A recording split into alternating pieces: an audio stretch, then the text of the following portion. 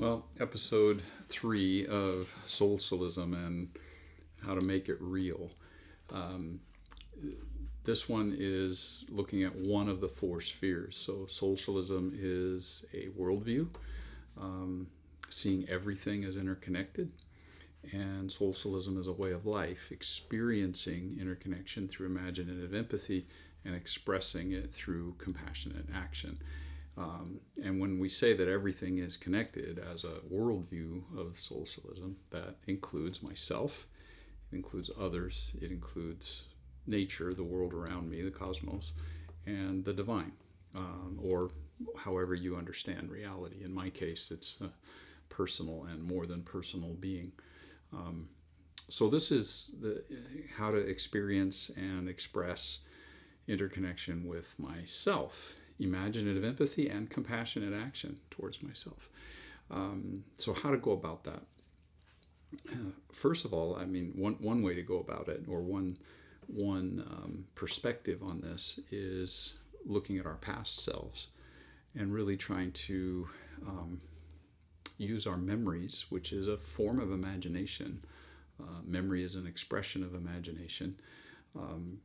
And to do that as an act of empathy towards ourselves, to think back to a past self, a past version of ourselves, a period of time, an event in our past lives, whether it's something that we really, really appreciate and we're grateful for that and we want to hold on to it, or whether it's something that we really wish we could change, something that happened to us that we wish hadn't, or something we did or said, or something we didn't do, didn't say that we wish we had.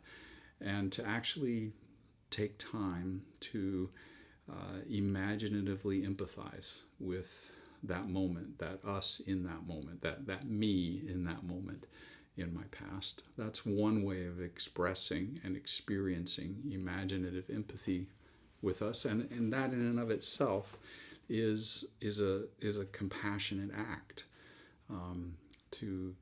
To seek to imaginatively empathize with myself is already an act of compassion towards myself. So there's our past self, there's our present self, an imagination and an imaginative empathy now with this you or this me, things that you're happy about, things that you're not happy about.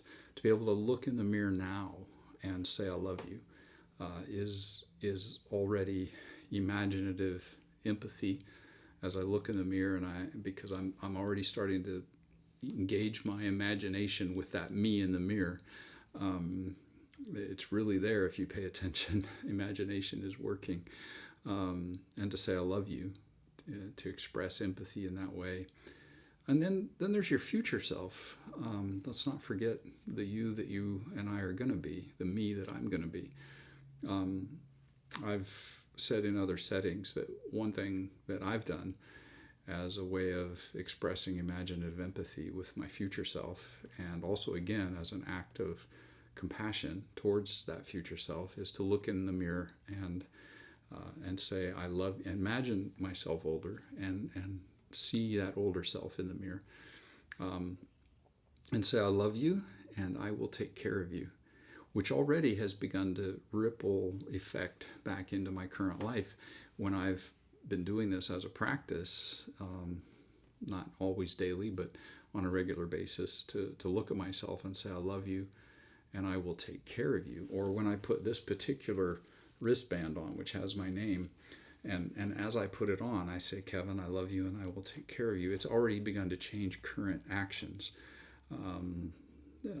Health-wise as well as in other ways. So it's already turned into compassionate action towards myself. So there's your past self, there's your current self, and there's your future self. And by engaging imaginative empathy and compassionate action, we're actually experiencing and connecting with, experiencing and expressing this interconnection with ourselves in a deeper way.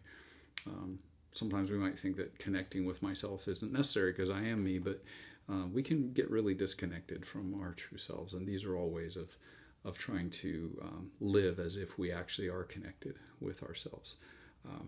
So I've already suggested a few practices: looking in the mirror, expressing self-love and care for yourself, past, present, and future. This song emerged as me trying to put that into an artistic expression after I heard someone at an art share.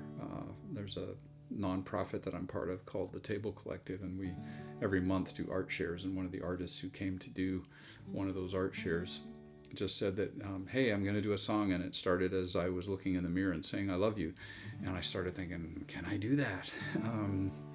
And so in some ways this whole set of practices emerged out of that, as did this song, which is called Looking in the Mirror.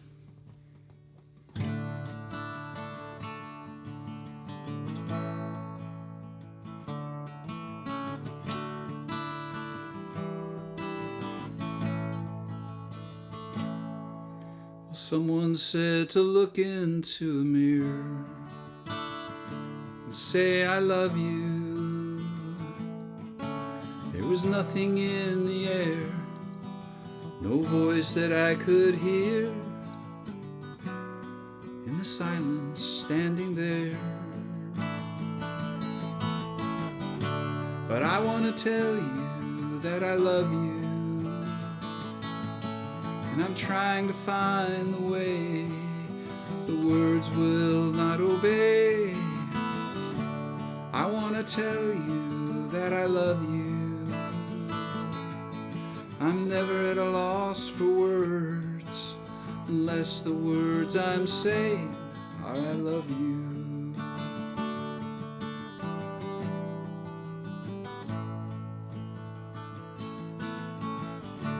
I wish my mother's face inside my phone would say I love you. Always felt alone, like I was on my own, even now when I am gray and grown.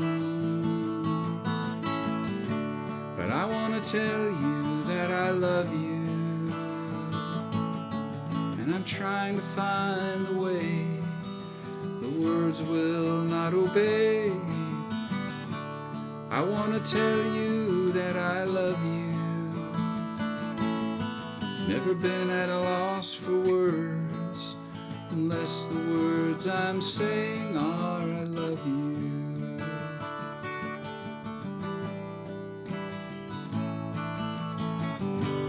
I see my face inside of my own eyes, but I cannot find my voice.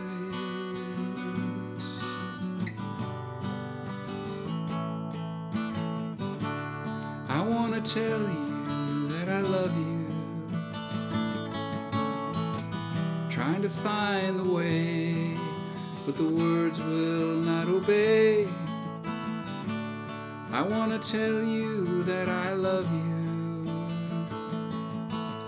I'm never at a loss for words, unless the words I'm saying are I love you. I want to tell you that I love you, trying to find the words will not obey. I want to tell you that I love you. I'm never at a loss for words, unless the words I'm saying are I love you.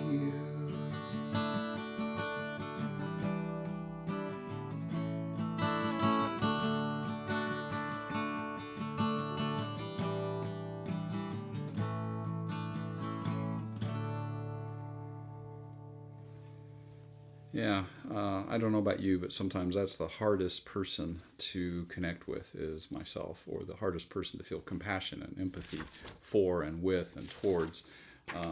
So I'm just encouraging myself and you to really try to experience imaginative empathy with yourself and express compassionate action as well. All right, next time I'll pick up from there and talk about others.